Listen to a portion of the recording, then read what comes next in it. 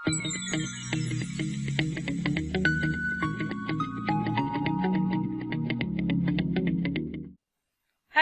this is Naimisha Goswami. You are welcome in today's session of machine design. So in today's session, I will discuss gear materials and gear terminology. In last session, in the previous session, I have already covered about gear classification and applications of gears. So gear material, what should be the gear material? We know gears are generally subjected to your cyclic loading. When these are subjected to cyclic loading, so gear material should be that type of material, so that should be able to wear that or sustain that cyclic loading, and failure should not occur due to the fatigue failure. So gear materials are generally used steel, brass, bronze, cast iron, ductile iron, aluminium, and sometimes powder metals, plastic, and sometimes in fibers. Generally we know plastic type of gear and fiber gears are generally used in toys, right? So these are the basic gear material which is used for the manufacturing of your gear. So what is the property of cast iron? So cast iron is having very good wearing property, and machinability of cast iron is very nice. So we can produce the complicated shape by using cast iron. So this is used when the complicated shapes are required for the manufacturing. Next is your gear material. So worm gears are used where you require to transmit the more amount of power or large amount of your power. So worm gear are basically used where power reduction may be possible, or speed reduction varies from 20:1 to 300:1. So this is the speed reduction ratio of your worm gear. So worm gear are generally used, or these are made up of your phosphorus bronze, because phosphorus bronze have the property of wear resistance and its strength is also very good.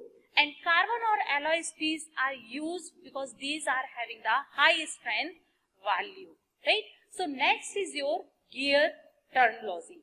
What is gear terminology? Gears are described by some specific factors, some common factors. So due to these all factors, so these are terms, we give the word gear terminology. So gears is in first, so this is your pitch circle. What is pitch circle? Pitch circle is a circle which is produced, or you can say that this is the imaginary circle, right? Which is produced due to the pure rolling action and give the same motion as given by the actual gear. Okay, so you can see here, this is your imaginary circle. Now see in diagram. Here you can see here, this is your pitch circle. Okay, in red line you can see here, this is your pitch circle. So gears are generally defined by this circle and by using this circle diameter. So next is your pitch circle diameter. So diameter of pitch circle is known as your pitch circle diameters, and gears are generally specified by this pitch circle diameter. Okay. So this diameter of your pitch circle is known as your pitch circle diameter. Next is your addendum. So what is addendum? Addendum you can see here, see in this diagram. This is the distance from pitch circle to the top of the tooth. So this distance from pitch circle to the top of the tooth, and this is your radial distance. So this distance is known as your addendum. Next is your dedendum. So what is dedendum? So again see here in this diagram, you can better understand by using this diagram. When radial distance from your pitch circle to the bottom of the tooth, okay? So pitch circle to the bottom of the tooth is known as your dedendum, or you can say that it is a radial distance of a tooth from the pitch circle to the bottom of your tooth. So this is your dedendum. Next, pitch circular pitch. What is the circular pitch? So again see in this diagram, when the distance measured on circumference, okay, so you can see here, when distance is measured from circumference of pitch circle from a point of one tooth to the corresponding point of another tooth. So that total distance on circumference is known as your circular pitch, and generally it is denoted by your PC. This is your indication. Next is your diametral pitch. So diametral pitch is generally denoted by your PD, and it is the ratio of total number of teeth divided by pitch circle diameter. So it is denoted by PD. So PD is equal to number of teeth divided by T. So where T, capital T, you can see here, these are the total number of teeth, and D is your pitch circle diameter. Next is your module. Module is generally inverse of your module is inverse of your diametral pitch. Okay, or you can see here, this is the ratio of pitch circle diameter to the total number of teeth.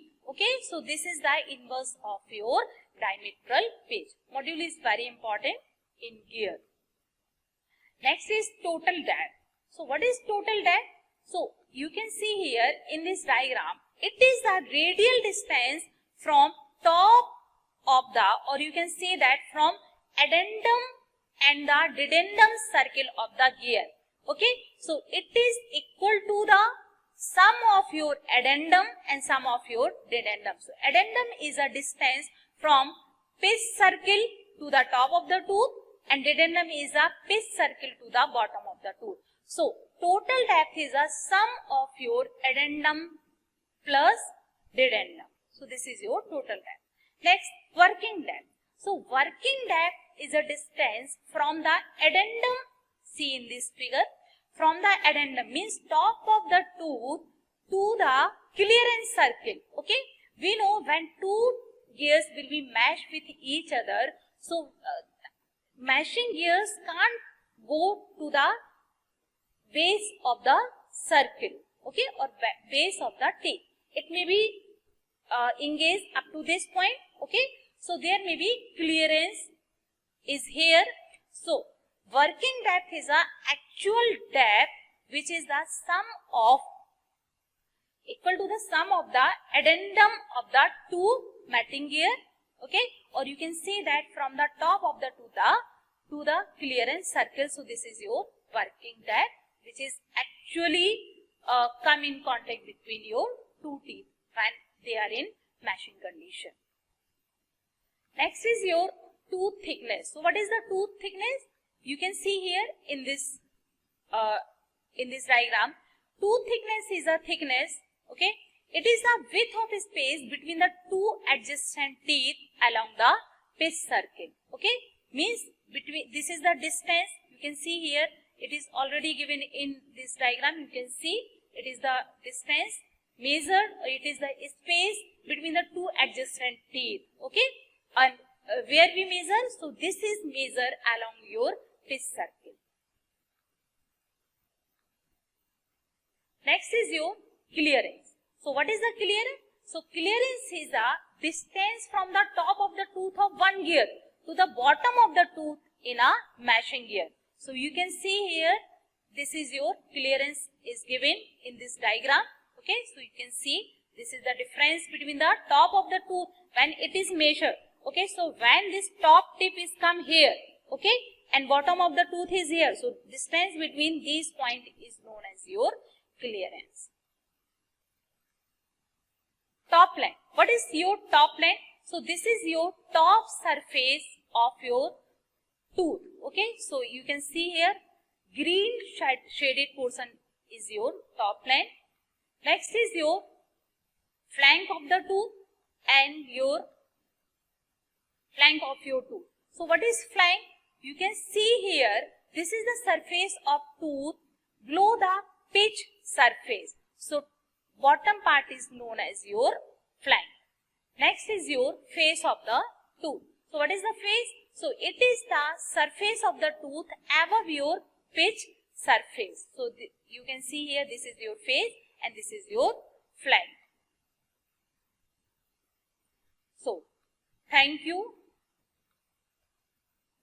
Keep watching.